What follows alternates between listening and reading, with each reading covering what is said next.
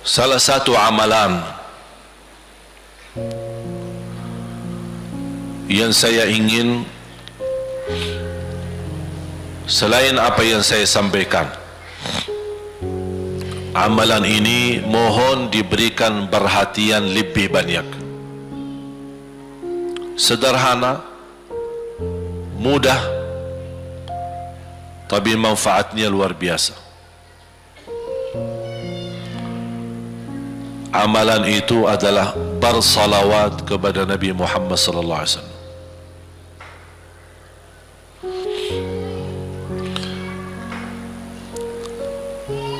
Kali ini saya tidak minta anda bersalawat seperti biasa. Saya yakin Bapak Ibu suka bersalawat, tapi kali ini saya ingin anda membawa salawat kepada Rasul dengan penuh rasa cinta. Demi Allah jamaah sekalian, tidak ada di antara kita yang bisa dan mampu membalas kebaikan Nabi Muhammad untuk kita semua. Salawat kepada Nabi Muhammad, satu kali salawat kita dapat 10 kali rahmat. Ini baru satu kali, dapat 10 kali rahmat. Nabi Muhammad menjadi Nabi kebanggaan kita, rahmatan lil alamin, termulia akhlaknya. Yang paling mulia akhlaknya terhadap istrinya itulah Nabi Muhammad sallallahu alaihi wasallam. Setiap malam saya suka minta maaf sama istri saya. Saya sampaikan, mohon maaf, saya belum mampu menjadi semulia akhlak Nabi Muhammad sallallahu alaihi wasallam. Yang termulia akhlaknya terhadap istrinya Nabi Muhammad. Makanya kata Rasulullah di hadis yang sahih,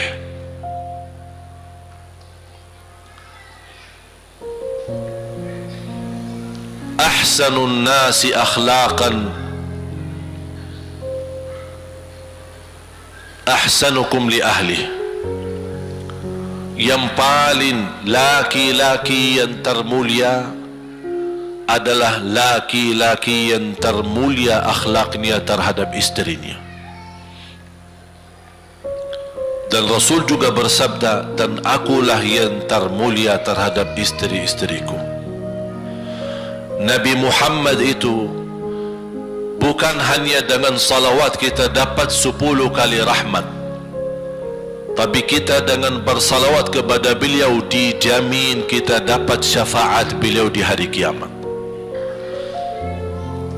Bahasa syafaat yang kita semua sudah tahu, semua berkeinginan mendapatkan syafaat, dan semua berdoa mengharapkan syafaat Nabi Muhammad sallallahu alaihi wasallam. Tapi Bapak Ibu belum tahu sejauh mana kemuliaan syafaat yang kita tunggu yang diberi nanti oleh Rasulullah sallallahu alaihi wasallam. Syafaat Nabi Muhammad sallallahu alaihi wasallam adalah langkah yang kita harapkan, bukan hanya umat Islam, bahkan seluruh umat, Yahudi, Nasrani, Buddha, Hindu, seluruh manusia di hari kiamat mengharapkan syafaatnya yang disebut dalam hadis asy-syafa'atul kubra, syafaat yang paling agung yang Allah izinkan Nabi Muhammad untuk diberi kepada seluruh manusia, yang Islam maupun yang tidak Islam. Karena di saat hari kiamat seluruh makhluk Allah subhanahu wa ta'ala, seluruh manusia, bahkan bangsa jin, semuanya berdiri habis dibangkit oleh Allah subhanahu wa ta'ala. Semuanya berdiri di hadapan Allah menunggu hisab dimulai lebih dari 50.000 tahun. Bisa enggak terbayang berdiri berapa lama? 50.000 tahun. Dan semuanya keadaan laki dan perempuan sebagaimana baru dilahirkan. Bisa enggak Bapak Ibu terbayang? Sekarang mohon maaf, ibu-ibu yang begitu berjilbab, pakaiannya yang rapi dan sopan, Masya Allah, tertib, bersih, make up, cerah mukanya, bisa menarik perhatian. Betul nggak? Bagaimana di hari kiamat? Semuanya di satu tempat, disamakan, laki sama perempuan campur, dan semuanya dalam keadaan sebagaimana baru dilahirkan, tidak berpakaian apa-apa. Ketika Rasul menceritakan kepada Siti Aisyah pun kaget. Ya Rasulullah, laki dan perempuan sama-sama.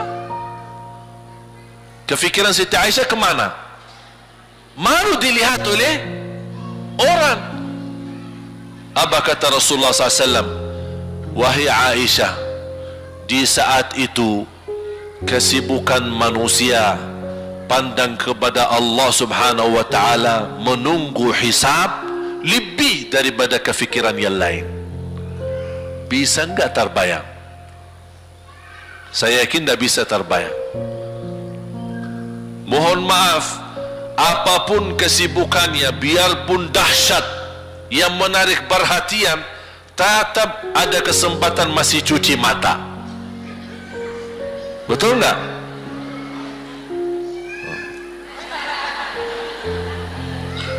Tapi kalau di hari kiamat, beda keadaannya. Apapun yang saya jelasin, tidak akan mungkin Bapak Ibu bisa bayangkan.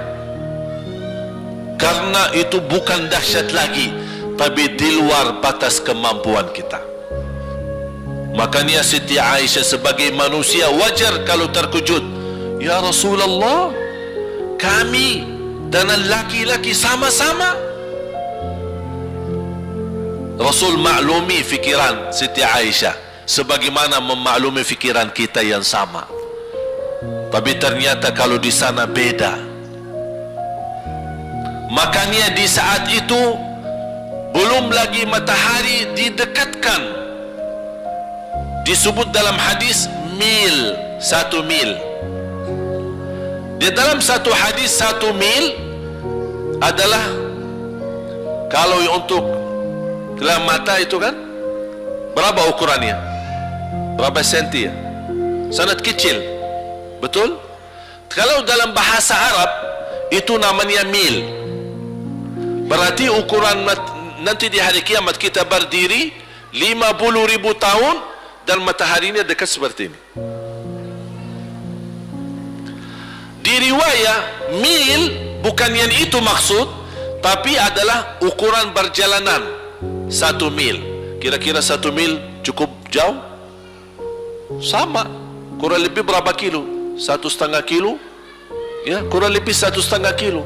Sekarang jutaan kilometer kita merasa panas. Sudah ada AC, sudah ada kipas, sudah ada ujang, sudah ada ini, tapi merasa begitu panasnya. Itu jutaan kilometer. Bagaimana kalau 1,5 kilo? Makanya Rasul menggambarkan nanti di hari kiamat, yang biasa di dunia kalau kita keringat dari atas ke, kalau di hari kiamat terbalik, keringat kita dari bawah ke atas. Ini tergantung dosa kita. Kata Rasulullah, ada yang keringatnya sampai ke mata kaki, ada yang sampai ke lutut, ada yang sampai ke paha, ada yang sampai ke perutnya, ada yang sampai ke dadahnya, ada yang sampai ke lehernya, bahkan ada yang sampai merasa sudah sesak nafas, ingin melamatkan diri supaya tidak tenggelam di dalam keringatnya sendiri. Dalam keadaan itu 50.000 tahun. Di situ manusia sudah merasa gelisah, sudah cukup merasa tersiksa, semua larinya. Penolong siapa yang bisa menolong kita? Kita minta tolong kepada siapa yang bisa menyampaikan hajat kita kepada Allah supaya mulai hisab? Karena sudah kita tidak kuat lagi. Semuanya larinya kepada Nabi. Nabi Adam, Nabi Ibrahim, Nabi Nuh, Nabi Musa, Nabi Isa. Semuanya jawab yang sama. Nafsi, nafsi. Allahumma sallim, sallim. Ya Allah, selamatkan diriku sendiri. Tak ada yang urus anak, isteri, suami, keluarga, apalagi manusia lain. Sama keluarganya saja dia lari. Tak ada. Nafsi, nafsi. Diri sendiri, ya Allah selamatkan. Diri sendiri, ya Allah selamatkan. Diri sendiri, ya Allah selamatkan. Nabi Adam jawab begitu. Suruh, barangkali Nabi Nuh bisa bantu kalian. Datang kepada Nabi Nuh, nafsi, nafsi, Allahumma sallim, sallim. Datang kepada Nabi Musa, nafsi, nafsi, Allahumma sallim, sallim. Datang ke Nabi Isa, nafsi, nafsi, Allahumma sallim, sallim. Sampai terakhir Nabi Isa berkata, ada satu saya rasa dan yakin, dialah yang bisa memberi bantuan. Dia tunjukkan, itu dia, namanya Muhammad sallallahu alaihi wasallam. Bayangkan, semua manusia ini aja sekarang yang masih hidup berapa miliar? Kita tidak bisa dihitung berapa jumlah penduduk bumi. Bayangkan dengan umat terdahulu, semua dikumpulkan dan semua menarah satu arah kepada Nabi Muhammad, minta tolong. Ya Rasulullah, ya Muhammad, ya Habib Allah, tolong syafaatkan. Barangkali dengan bantuanmu, doamu, syafaatmu, bisa ini mulai dihisab supaya terselesai siksa yang kita hadapi. Begitu mereka datang, apa jawab Rasulullah SAW? Allahumma sallim, sallim, ummati, ummati. Ya Allah selamatkan umatku, umatku. Fikirannya umatnya, bukan istrinya, bukan anaknya, bukan orang tuanya, bukan siap, umatnya. Umatnya dia fikirkan. Kemudian dia sujud di hadapan Allah Subhanahu wa ta'ala. Kata Rasulullah, di saat itu aku bersujud, Allah gerakkan lidahku untuk memuji Allah dengan kata-kata pujian yang tidak pernah makhluk pun sebelumnya sebutkan pujian itu. Artinya pujian yang Allah anugerahkan untuk Nabi Muhammad, sebelumnya tidak ada satu makhluk pun yang bisa mengucapkan. Hanya Nabi Muhammad, dan hanya di saat dia sujud di hadapan Allah di hari kiamat. Allah biarkan beberapa lama. Habis itu Allah berkata, ya Muhammad, irfa' ra'sak, wasal tu'ta, washfa' tushaffa. Ya Muhammad, angkatlah kepalamu dan silahkan minta apapun, aku berikan. Silahkan beri syafaat kepada siapapun, aku terima syafaatmu. Langsung dia berkata, ya Allah, kasihan manusia, mohon segera dihisab. Baru mulai dihisab. Turun kitab-kitab. Ada yang mengambil kitabnya dengan tangan yang kanan, itulah bahagia. Ada yang mengambil kitabnya dengan tangan kiri. Dia berusaha sembunyikan tangan kirinya karena dia malu kalau kitabnya diterima dengan tangan kiri. Dia sembunyikan tangannya yang kiri ke belakang. Larinya buku amalannya ke belakang dan langsung nempel di tangannya. Tak ada yang bisa lari di hari itu. Semua amalan, buku amalannya dibuka oleh Allah, dan akan Allah mulai menghisabkan kita satu persatu. Tak ada kelompok-kelompok. tidak ada bendera, tidak ada ormas, tidak ada kelompok, tidak ada pimpinan, masing-masing. Bendera ini kita apa? Buku amal. Dan Allah manggil kita bernama satu-satu. Ibu, sini, datang. Kata Rasulullah sallallahu alaihi wasallam, yuhasibullahu al-abida laisa bainahu wa bainahu turjuman. Allah akan hisab hamba-hambanya satu demi satu, bersatu-bersatu, dan tidak ada penerjemah. Jadi tidak bagi terjemah, translate.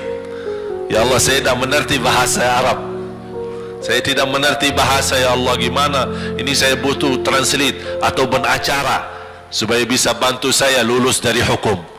Tidak ada. Yang hakim Allah, keputusannya Allah, yang menentukan Allah, mahkamah yang dikuasai Allah, hamba di hadapan Allah, saksi semua, tangan saksi, mata saksi, lidah saksi, kaki saksi, buku amal saksi, malaikat saksi. Bagaimana kita mau lari? Ditanya oleh Allah, hei hambaku, ingat enggak di malam itu, di tempat itu, kamu berlakukan dosa itu? Seorang hamba yang masih memiliki iman, dia merasa dan ingat, dan dia merasa malu, dia tunduk kepalanya. Kata Allah, malu ya, malu. Tunduk, ya malu ya Allah, malu, malu. Dan subhanallah, tanda rahmat Allah, ketika Allah bertanya dengan kita, tidak ada orang lain yang bisa lihat. Supaya apa? Supaya hisab kita di antara kita sama Allah tidak terbocor kepada orang lain, supaya tidak malu sama orang lain. Allahu Akbar. Habis kita sudah raku diri, ya Allah, saya ingat dan saya rasa salah dan saya malu. Apa kata Allah? Waktu itu kamu lakukan dosa itu, aku tutupi, aku tutupi, tidak ada yang tahu. Kita lakukan dosa ini udah sekian tahun, ada yang tahu nggak? Ada yang tahu, karena kita lakukan di saat sembunyi. Kata Allah, di saat itu kamu lakukan dan kamu tahu itu dosa, tapi aku tutupi supaya kamu jangan menjadi malu di depan keluarga atau di depan sahabat. Aku tutupi. Dan aku sekarang sudah menutupi dosamu di dunia, dan sekarang aku hapuskan dan ampuni dosamu di akhirat. Allahu Akbar. Disitulah terasa anugerah ampunan Allah yang maha kuasa. Dan Allah di saat itu mampu menghukum kita. Dan kalau Allah menghukum kita, Allah tidak pernah menzalimi kita. Justru itu keadilan Allah. Tapi Allah tidak memperlakukan keadilannya, justru yang mendahulukan ampunan dan kasih sayangnya. Habis selesai hisab, harus semua tanpa kecuali liwati neraka Jahannam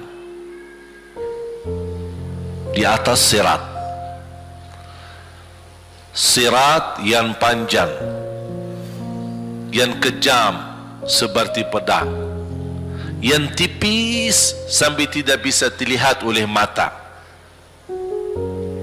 Katanya tipisnya seperti, subhanallah, imam bisa jalan di atas rambutnya. Kejam lagi, masuk di atas serat, terus jalan. Di saat itu ada doa yang menyelamatkan kita sampai menuju surga. Nabi Muhammad sallallahu alaihi wasallam, dia sudah duluan Kalau Sayyidina Abu Bakar perjalanan di atas sirat disebutkan 100 tahun. Tapi Sayyidina Abu Bakar satu langkah di atas sirat, langkah kedua di depan pintu surga. Dahsyat. Ini Sayyidina Abu Bakar seperti itu. Bagaimana Rasul? Rasul sudah menunggu di depan. Mulai manusia satu persatu jalan di atas sirat. Dan Rasul di saat itu sibuk berdoa, Allahumma sallim sallim, ya Allah selamatkan umatku, ummati ummati, ummati ummati, sampai mereka terselesai. Sampai di situ saja. Sebelum masuk surga ada berita gembira untuk umatnya Nabi Muhammad sallallahu alaihi wasallam. Tidak boleh ada yang masuk surga harus berjumpa dengan beliau dulu, tatap muka, dan disediain minum yang disebut air Al-Kautsar, dan di situ banyak gelas. Tinggal kita ambil gelas dan minum. Begitu kita mau ambil gelas dan minum, datang Rasul, jangan kamu minum langsung dari tanganku sendiri. Barang siapa yang minum dari tanganku tidak akan haus selama-lamanya. Allahu Akbar. Di situ terasa kemuliaan. Begitu kebahagiaan kita bertemu dengan Nabi Muhammad dan bisa langsung minum dari tangan Nabi Muhammad sallallahu alaihi wasallam. Bukan hanya begitu saja, bahkan Nabi Muhammad memegang tangan kita, mengajak kita masuk 8 pintu surga. Ada 8 pintu. Rasul bersabda, satu pintu luasnya seperti antara langit dan bumi. Satu pintu antara langit dan bumi luasnya. Dan kata Rasulullah, di saat itu akan manusia gesa-gesaan untuk masuk surga. Itu tanda apa? Banyak yang akan masuk. Mudah-mudahan kita terhitung dari yang banyak. Begitu ahli surga masuk, kira-kira Rasul berhenti? Ahli surga sudah masuk, sudah aman? Tidak. Rasul balik lagi, keluar dan menuju dari langkah sirat yang pertama, melihat ada enggak ternyata ada di antara umatnya yang tersisa yang dosanya terlalu banyak, gesa-gesaan di jalan, merangkak di jalan sampai jatuh di dalam neraka. Rasul mana mereka? Masuk ke neraka. Kata Allah subhanahu wa ta'ala melihat keadaan Nabi Muhammad SAW, apa yang dibutuhkan lagi? Kata Rasul, ya Allah, saya tidak akan puas masuk surga sampai hamba-hambamu yang ada di neraka, umatku, diselamatkan. Allah subhanahu wa ta'ala mengizinkan Nabi Muhammad keluarkan dari neraka. Dia keluarkan. Sudah cukup ya Nabi Muhammad? Tidak cukup ya Allah, masih ada lagi. Diambil lagi, dikeluarkan, diambil lagi, dikeluarkan. Artinya dari umat Nabi Muhammad yang masih banyak dosanya, yang masih banyak kelewatannya sama Rasulullah, yang tidak pantas memberi kemuliaan kepada Rasulullah SAW, dapat pula syafaatnya Nabi Muhammad. Yang tidak pernah memberi tanda sayang dan cinta kepada Rasul, dapat rasa sayang dan cinta Nabi Muhammad SAW. Sambil kata malaikat Jibril, demi Allah saya melihat Nabi Muhammad mengambil manusia dari neraka Jahannam, diselamatkan dari siksa dan membawa mereka ke surga. Kata malaikat Jibril, sambil aku kira tidak ada lagi yang tersisa di neraka Jahannam, saking banyaknya yang dikeluarkan oleh Rasul. Itu syafaat Rasul sallallahu alaihi wasallam. Oleh karena itu jamaah sekalian, ini yang saya ceritakan. Saya mohon kalau anda lagi bersalawat, ingat itu semua. Nabi Muhammad bukan Nabi yang biasa. Nabi Muhammad adalah Nabi yang penolong kita nanti di hari kiamat. Seandainya kita masuk neraka Jahannam, masih ada harapan kita dapat syafaat Nabi Muhammad SAW.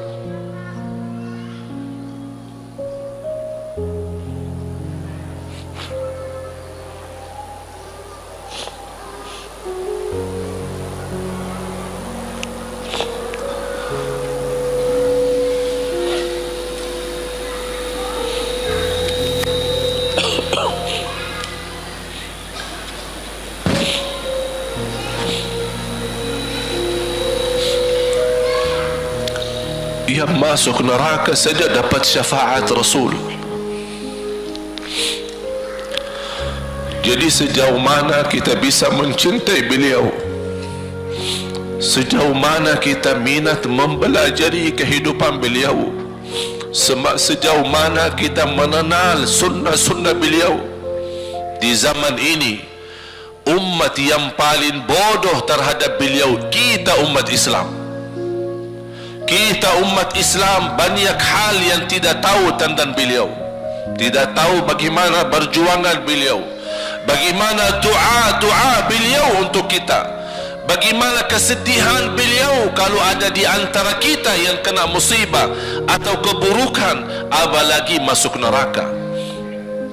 Siti Aisyah radhiyallahu anha,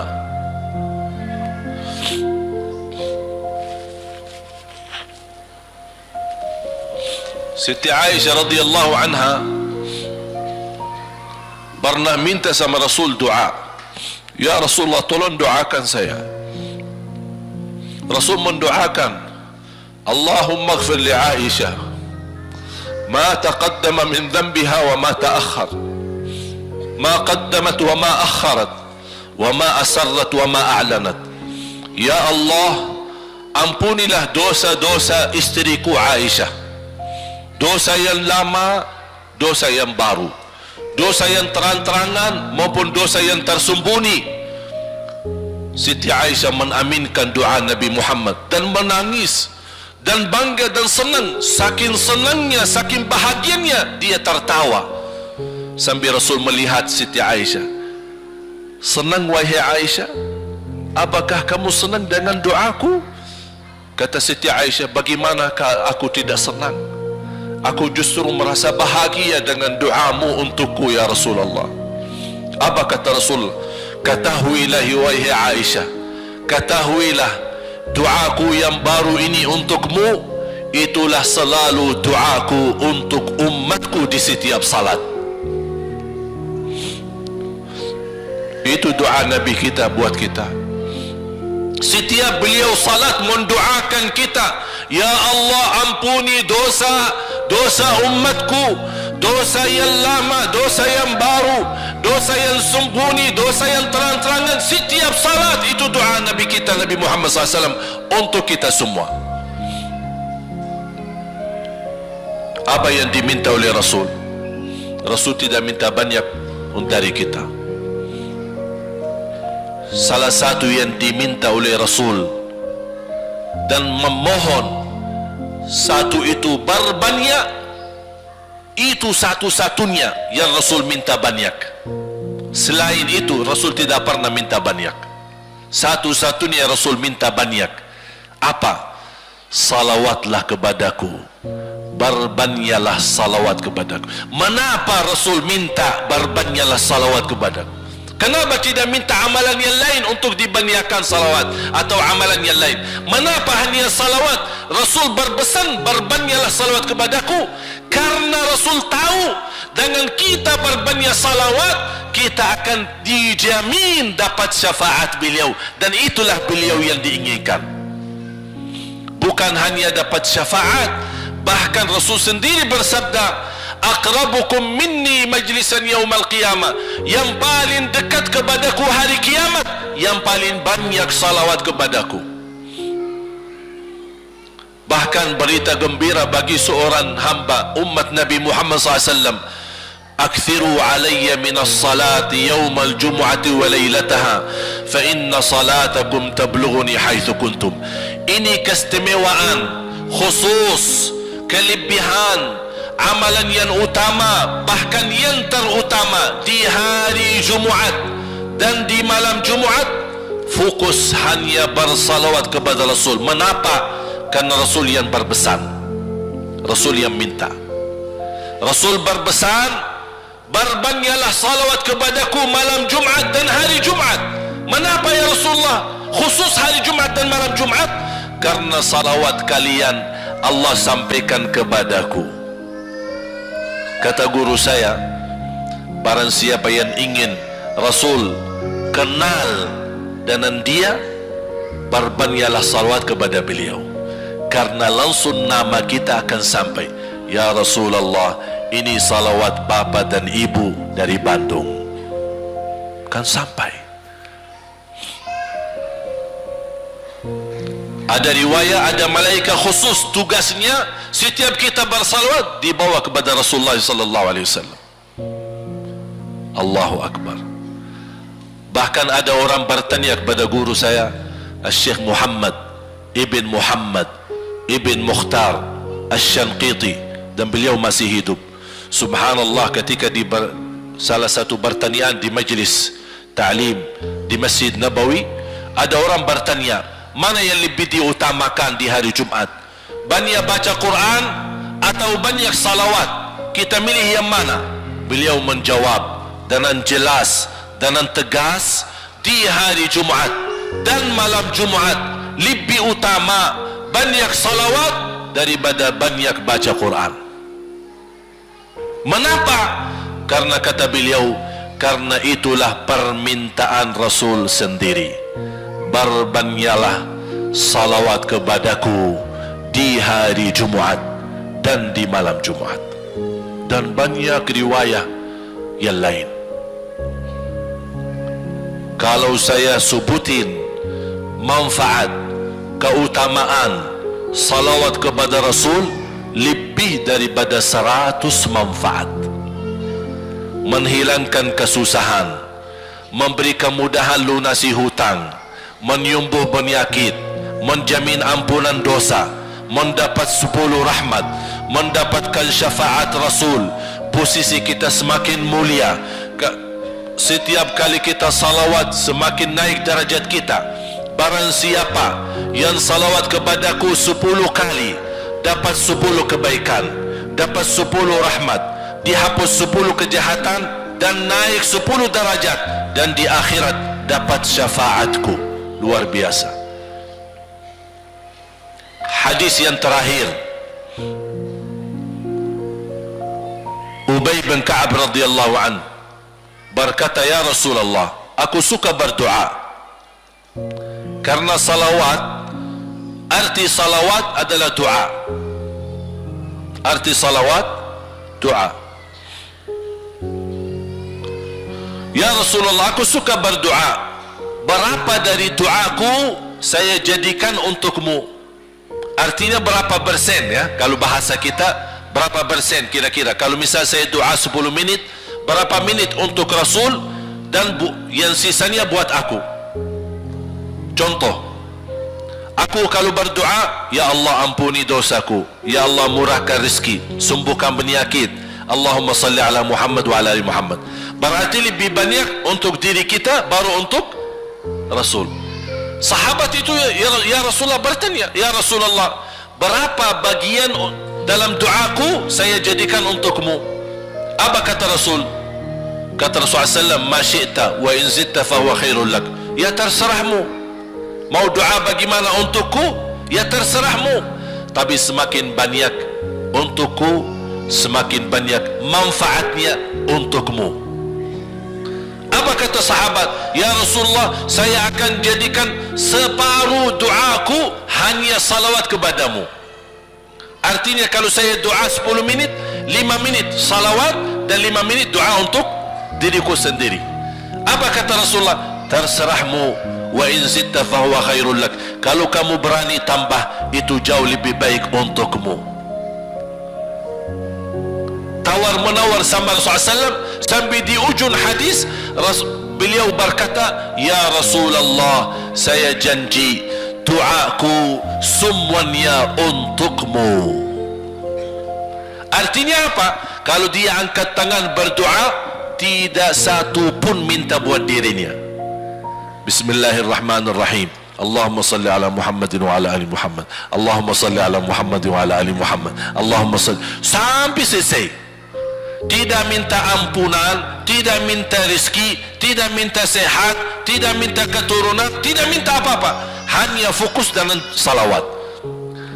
Karena dengan salawat, apa yang kita niatkan terkabul.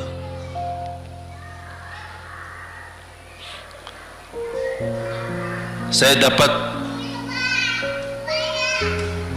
dari guru saya, nanti saya akan ceritakan bagaimana cara berdoa. Kata sahabat, "Ya Rasulullah, saya akan jadikan doaku hanya salawat kepadamu." Apa jawab Rasulullah SAW? "Idzan taf'al yukfa hammuk wa yughfaru dhanbuk wa tuqda hajatuk."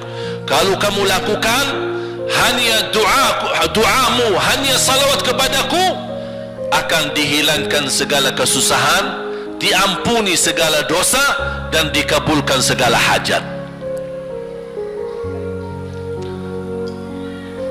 Kata ulama, apa yang diharapkan oleh manusia? Hidup di dunia tambah susah dan hidup di akhirat tambah dosa. Betul? Itulah kita dapat dengan salawat kepada Nabi Muhammad SAW. Berdoa, ketika anda berdoa, contohnya seperti ini. Setiap anda berdoa, biasa mulai dengan bismillah dan memuji Allah Subhanahu wa ta'ala. Cukup satu kata memuji Allah dalam segala pujian, Alhamdulillahi Rabbil Alamin. Segala puji bagi Allah. Ini mewakili semua pujian yang lain. Asmaul Husna, segala sifat agung, segala kemuliaan diwakili oleh satu kata, Alhamdulillahi Rabbil Alamin. Kata sederhana, kata tidak terlalu panjang, tapi maknanya sangat luas. Oleh karena itu boleh diulangi berkali-kali. Alhamdulillahi Rabbil Alamin, Alhamdulillah, sampai benar-benar merasa di hati. Karena ini ucapan mewakili segala pujian yang kita ingin sampaikan kepada Allah. Karena ada pujian yang kita ingat, ada pujian kata-kata yang kita tidak hafal. Dan Alhamdulillahi Rabbil Alamin mewakili segala pujian kepada Allah Subhanahu wa ta'ala. Kemudian bersalawat, Allahumma salli ala Muhammadin wa ala ali Muhammad kama sallaita ala Ibrahim wa ala ali Ibrahim innaka Hamidum Majid. Silahkan doa, Ya Allah, ampunilah dosaku. Allahumma salli ala Muhammadin wa ala ali Muhammad. Ya Allah, sembuhkan penyakitku. Allahumma salli ala Muhammadin wa ala ali Muhammad. Ya Allah, berikan kepada aku anak yang salih salihah. Allahumma salli ala Muhammadin wa ala ali Muhammad. Jadi setiap langkah doa diawali dan diakhiri salawat. Faham? Subhanallah, wallahi dahsyat. Saya tidak bisa cerita apa lagi. Mau cerita apa lagi? Wallahi dahsyat. Saya tidak pernah istiqamah mengamalkan doa seperti ini. Alhamdulillah, selalu terkabul. Bahkan nyata Allah kasih. Udah selesai. Wallahi jamaah sekalian, salawat kepada Nabi Muhammad bukan budaya, bukan kebiasaan, tapi amalan yang sangat manfaat buat keselamatan kita, kebahagiaan kita di dunia maupun di akhirat. Bahkan keselamatan buat anak kita, salawat kepada Nabi Muhammad SAW. Terakhir, sekali lagi, ketika anda bersalawat, apa yang saya cerita tadi tolong dihadirkan dalam fikiran. Siapa Nabi Muhammad itu? Nabi Muhammad penolong kita di hari kiamat. Nabi Muhammad yang membawa syafaat untuk kita. Nabi Muhammad yang menunggu kita di surga. Nabi Muhammad yang membela kita di saat kita berdiri di hadapan Allah. Nabi Muhammad yang akan membantu mendoakan kita saat jalan di atas sirat. Nabi Muhammad yang mendampingi kita nanti ketika kita minum dari air Al-Kautsar. Nabi Muhammad yang menemani kita masuk ke dalam surga. Nabi Muhammad yang tidak pernah lupa sama kita. Makanya ketika anda bersalawat dan membawa perasaan dan membawa penghayatan ini, insya-Allah jemaah sekalian akan terasa, ya Allah, ternyata indahnya salawat kepada Rasul. Karena sudah kontak di hati. Apalagi kalau anda begitu salawat dan salam, Rasul jawab. Rasul jawab kita, Waalaikumsalam ibu. Tapi cuma kita tidak dengar. Dia dengar salawat kita, dia dengar salam kita, tapi kita tidak mendengar jawab beliau. Allahu Akbar. Wallahi kalau bisa kita rasakan, wallahi ibu bapak akan sendiri menangis tanpa merasa. Sendiri, kok tiba-tiba nangis, kok tiba-tiba kok tidak bisa tahan diri. Karena Nabi Muhammad itulah yang semestinya sudah menguasai hati kita, sudah ada di hati kita, sudah mempenuhi rasa cinta di dalam hati kita.